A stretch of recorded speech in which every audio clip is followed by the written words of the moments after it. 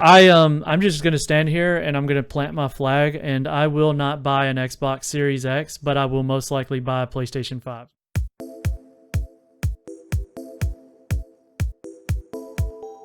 Hello and welcome to the WCCF Tech Podcast. My name is Dave and we are doing the game in talk stuff. It's going to be excellent. I'm here with Keith. Hey guys. I'm here with Chris. Hello. And I'm here with Alessio. Yo. And today we're going to be talking all about Gamescom Opening Night Live, or what little happened there, Sony on PC, and whatever else gets us frustrated today. Alessio, take it away. Yeah, like we were talking about earlier, there weren't that many big announcements, to be honest. Probably because, basically every company did its own little show ahead of Gamescom this year, due to everything that happened with the trade being cancelled and everything else. Coronavirus.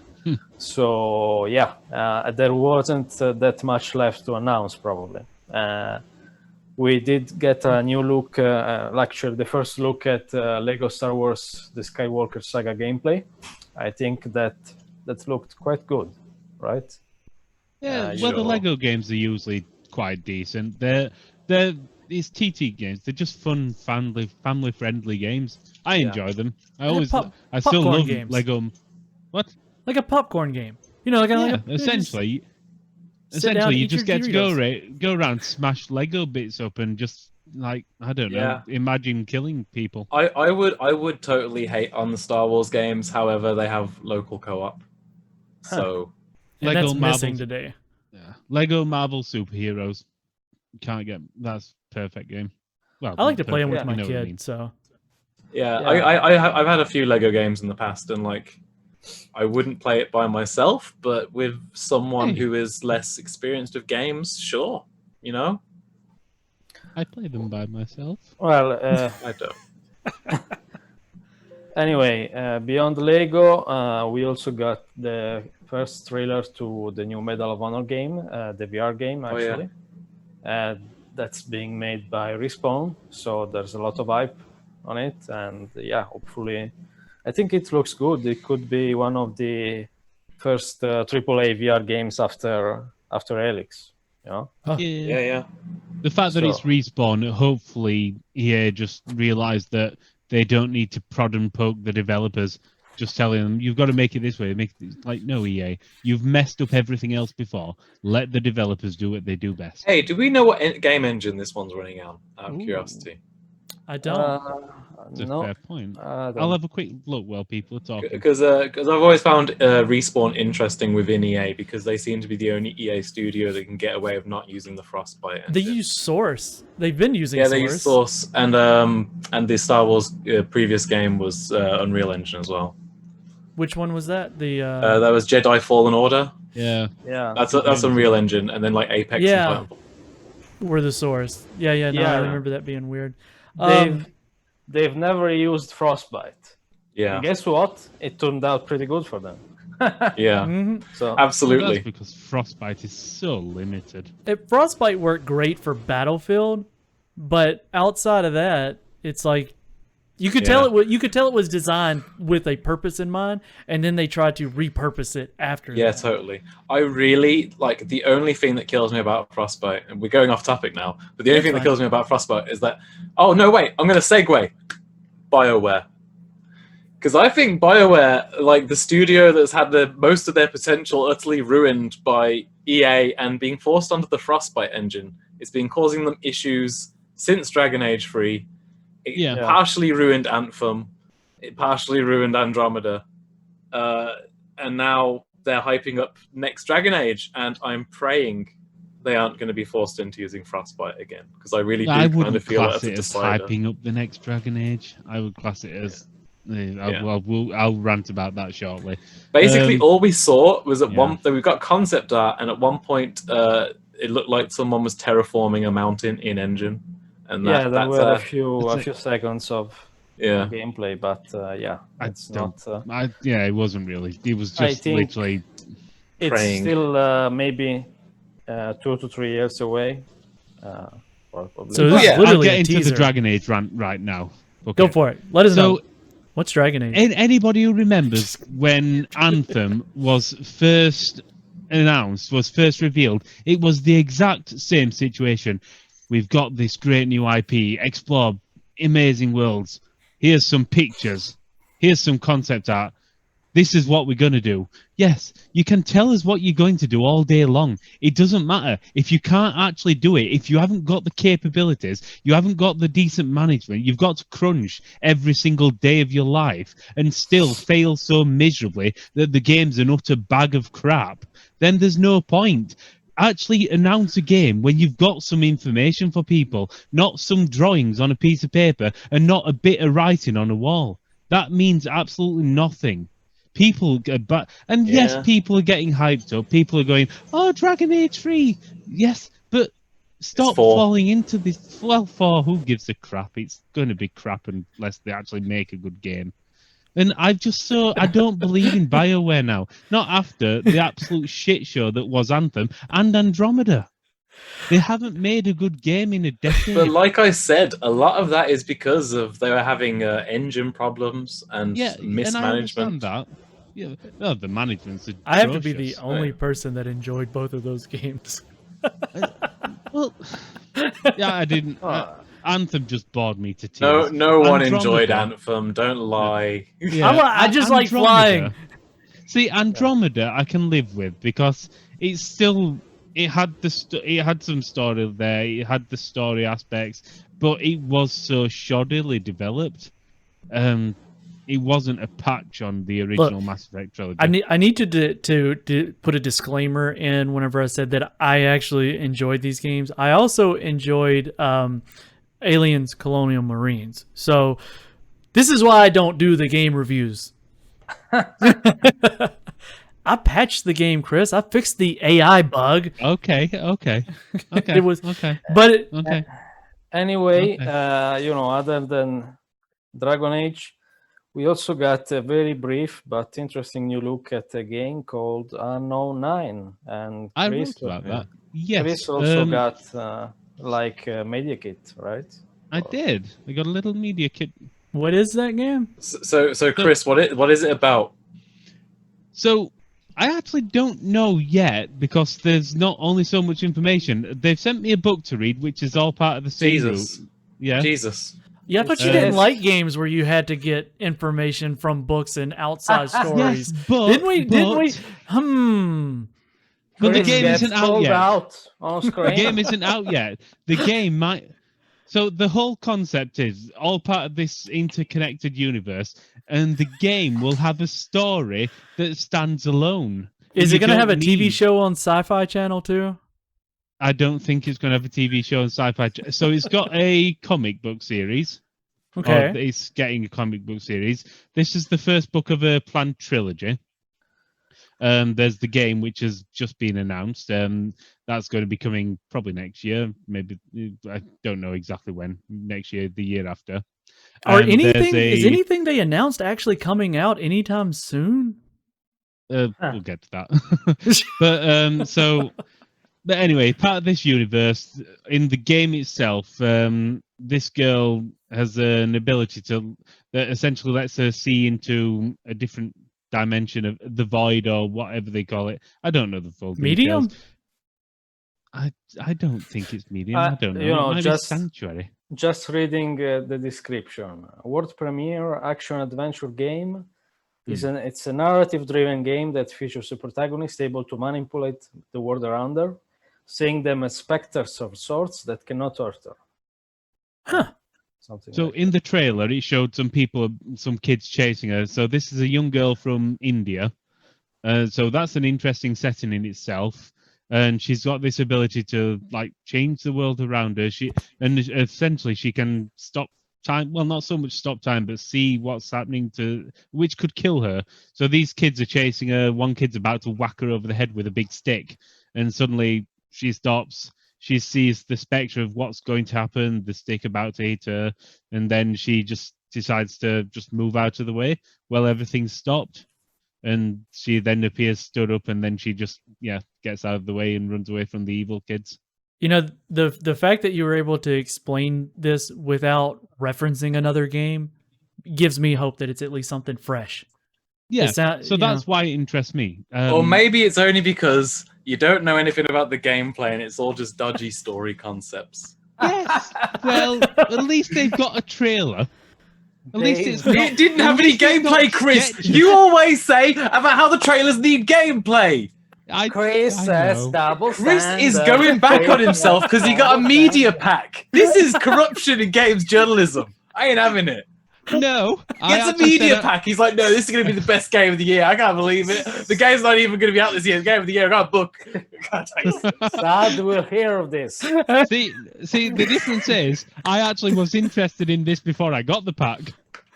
Okay. But you didn't even know of its existence. All I know is it looked interesting. The setting's interesting. That's why I chose to write about it. It's the only thing from the opening night that looked compelling, because it's just a different setting. It's a different. You're taking part of a young Indian girl.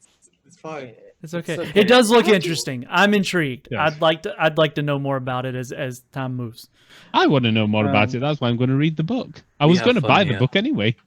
Okay, and finally, actually, the opening night live was closed by an extended demo for Ratchet and Clank on PS5.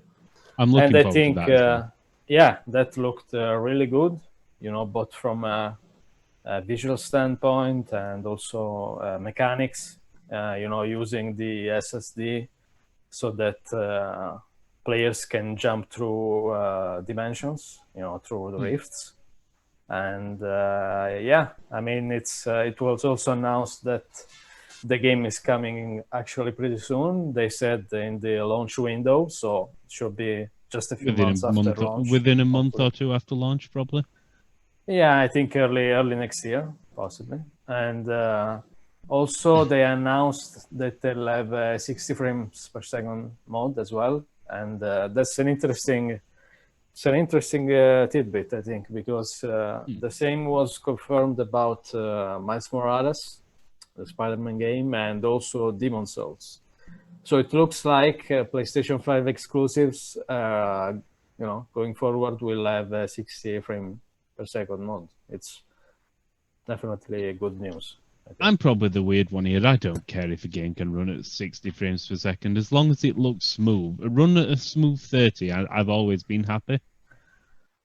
I'm genuinely. I've never cared. Disagrees.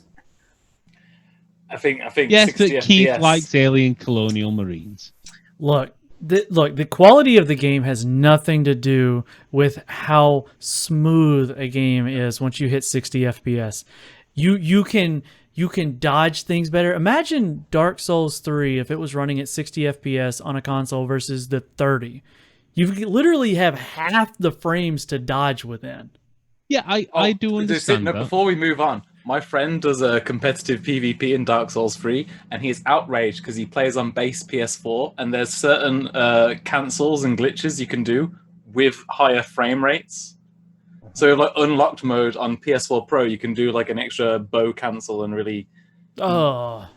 I was going to swear. You can destroy some people. I can imagine. So that's the glory of 60. No, I'm just kidding. I mean, also input lag is lower.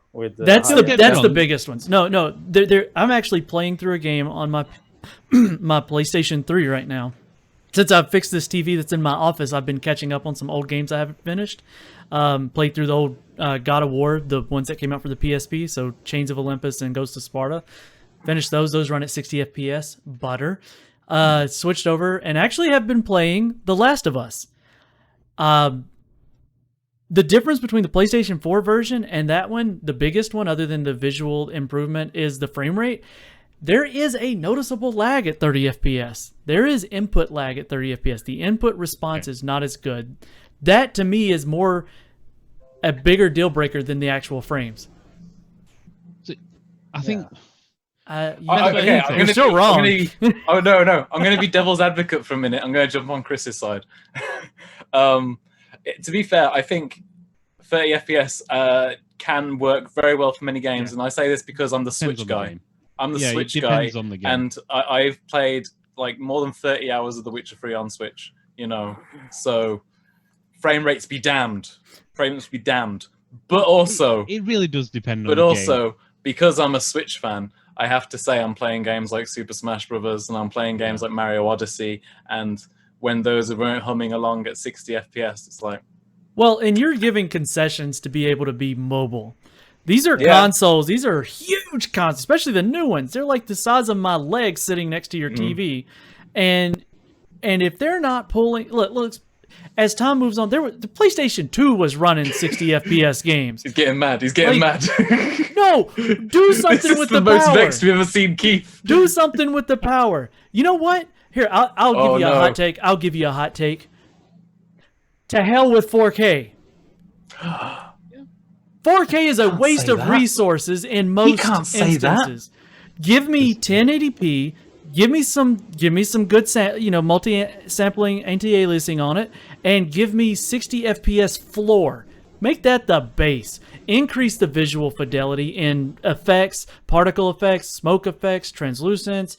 Give me the ray tracing. Give me everything at 1080p that you can give me, because DLSS. you spin. Well, neither just one of these name it consoles all. can do that. They have DirectML maybe on the Xbox, but not the PlayStation. Yeah. Frame rate and image quality over resolution. There was a time where I would have told you that I would rather have a higher resolution and lower settings, but after having access to all of them and playing in various ways, my gaming system over here runs 1080p. It's a 240 hertz panel with a 2080 and a 9900K, but I'd rather have frame rate all day. So, as I said, I think it depends on the game for me. Same as that. Best game. Frame rate debate happened. It does depend. It does depend. For example, Microsoft Flight Simulator. I'll run that at ultra and get an average of 45 frames. You ain't gonna get 60 on it anyway. It don't matter. If I drop down the visual quality, I do get 60 quite easy.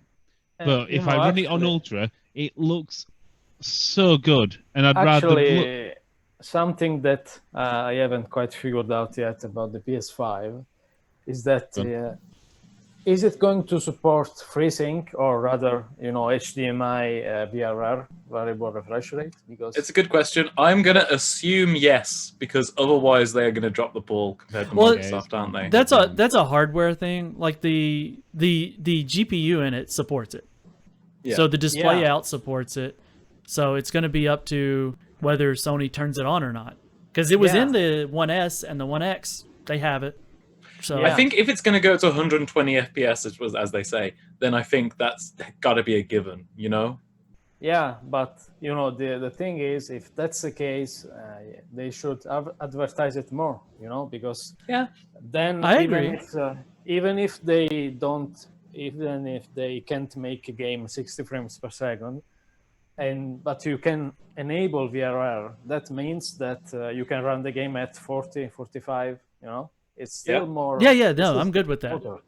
Yeah, on that note, the one thing that does get me hype about the new generation is the fact that the 120 FPS boasting, while many games are probably not going to hit that target, I feel like it is going to make 60 FPS games far more likely, which I am far more happy about. I mean, as Keith said, when I run games on my PC, and I've only got a 980 Ti, I'll be running at 1080p. I'll be trying to max out the settings and try and go at 60 FPS. There's a few magic games like Halo Master Chief Collection where it's 4K 60, but not all the time. That's just due to the but due to the age. With the new GeForce RTX 3000, we'll have 4K and over 60, right, Kate? Yeah. Yeah. I mean, that's gonna happen. I mean, you can realistically get right there with the current ones. You just might want to set an extra generator near you. It just takes so much to run that. You need ultra wide, just all ultra wide. Boys, when you guys upgrade your GPU, could you send me your old one, please? I need it. I got this one sitting here. This is you need just one of those. Yeah, I'll take it. Thanks. I'll send you my address. It's a 980 Ti. It should do you good. Can I SLI those? Probably. Oh, Jeez, when are we going to get a price? Gamescom's come and gone, and nobody knows what these things are going to cost. Is this literally a standoff? I think so. Honestly, I said it, if not the last podcast, one before, I believe. I honestly think Sony are just waiting for Microsoft to reveal information before they reveal it. Yeah. They're doing the last generation where Microsoft fucked up, so Sony could just go, "We're not going to fuck up." And now Microsoft's waiting for Sony. Yeah. It is a standoff, totally. It is the worst standoff in the world. It's like they're neither are willing to. It's the worst game of poker in the world. It's getting boring. It's getting boring. I think Microsoft are thinking a step ahead, though, because I think what's going to happen is that eventually both are going to have to announce the prices of their major consoles. Yeah. Microsoft's going to have to say Series X price, and Sony's going to say PS5 price for digital and standard. Yeah. And then, as soon as Microsoft learn what their lowest price is for like the all-digital version, they're like, "Here's the Series S, slightly lower price." Yeah, okay. Mm-hmm. I feel like they're going to go with that route. I think Microsoft took that one step ahead by essentially, removing the need to pay for a subscription to play online as well. So that's one good move they've done. Though they're going to link it all into the Game Pass somehow. How do you're end of August, September's coming, October, November. Realistically, September ends. Right? No joke. Unless they're probably 2.25 months away. 2.25 months away from the consoles. It's crazy. Holiday is coming. Holiday. Everybody's saving for it. What happens when they come out and nobody's? I don't know. I'm just frustrated, guys. We don't know a price. No, they're gonna buy them. They're gonna buy them. They're not gonna not sell. But you just want to know how much to save. I mean, I may have a counter in that, whenever there is an iPhone announcement or even a Samsung Galaxy announcement, I mean, these days, these official announcements don't come a lot longer than, a lot farther away than the release date, right? I mean, literally, people are, the ones that are going to buy them right away, they already know they're coming, and then they're announced that a few weeks later they're going to purchase them. Oh yeah. And I think it may be the same for console, because early adopters already know they're coming. Well, and I don't think we all know they're coming. I think the problem is it's getting the time to arrange your finances. It's getting the time to essentially for retail stores to start sorting out their deals as well. I think you're gonna get sticker shock on these. Big time. Yeah, I think I wouldn't be surprised if you're spending quite a bit of money as well as trading in your PS4. I think it will be $499, probably. That's very optimistic from my past. I'm pushing $6. Yeah, I'm thinking because of how long they're holding off. No generation has held off on prices this long before. You know what I'm going to buy? Nothing. I'm going to keep playing on PC. Because all the games on the Xbox One S are already here. They're coming here. Didn't you just say you were going to buy the PS5? Oh, yeah. I mean, if I'm going to buy one of them, it's going to be the PS5. Because the Xbox games are already here. And the PlayStation games are making their way over to PC. And isn't that one of the things they talked about recently was that they're going to push even more games? I mean, I'm down for that. I might even buy me a PlayStation controller to use on my PC. So I think that's the thing. Sony have realized after the success of Horizon and Death Stranding walking simulator that we can a wonderful game. I'm not denying that. But Sony are realizing that what you release a game for the PC 2 years after you've released it on the PlayStation, for example. Actually, 3. Even a year. Yeah. But I'm saying a year, 2 years, 3 years, however long, people who haven't got the console are still going to think, oh, I can finally buy this game that everybody loved. Yeah. It's a win-win. I think Sony's first-party software strategy long-term is actually really smart because, one, they get a whole load of decent first-party exclusive titles out on the PS4, and then over time, they discount those much more heavily than your average AAA game. Like, if you want to go on the PS4 digital store right now and look at the big Uncharted games, Bloodborne, Horizon, God of War, they're cheap. even outside of a sale, they're like £15. I'm not sure what we're looking at in dollars. Inside of a sale, it's probably under 10, you know? But then, when it hits that kind of price, and if people still aren't biting on the console and the game at that point, stick them on PC at full price. Right? Well, when Horizon launched... profit. Well, when they launched Horizon, I actually was shopping around because I didn't know if we were going to get an extra key for the PC or whatever. And I was like, well, I'm going to buy it anyway. Sure. And I went on some of the key sites, and you could buy Horizon Zero Dawn Complete Edition for the PS4 for $5. Yep. You know, and all these other games. And I sat there for probably about an hour one day just kind of toying around with, maybe I should order a PS4. Yeah. They're still a little pricey though. I thought they were cheaper than they are right now. I saw the prices and was like, maybe I'll just not. I think you're just gonna find someone that's had one for a couple of years and he's looking to shift it, and then just play the exclusives. And I tried to trade my Xbox plus some extra controllers to somebody with one. I'm like, do you want this Blu-ray player? It's really nice.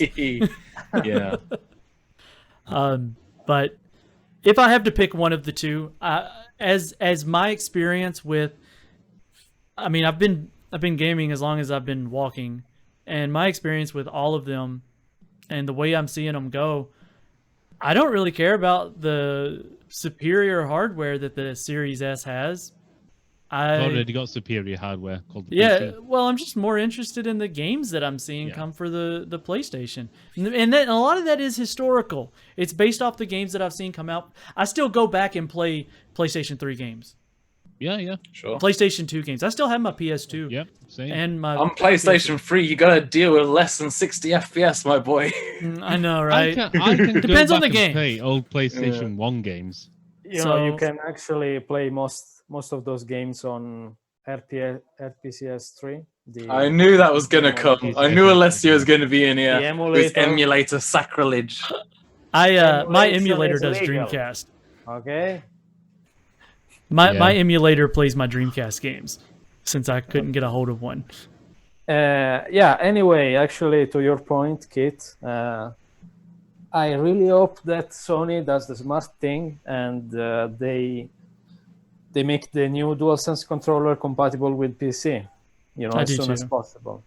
Yeah. Because, like I wrote in an article recently, there's been so many developers, not just first-party developers, but also third-party developers, praising the new controller because between the adaptive triggers and the haptics feedback, it just enables better immersion in their games in a number of ways. And to get that on PC, I mean, I think Sony could make a lot of money just from selling DualSense controllers to PC gamers as well. So hopefully it will be supported.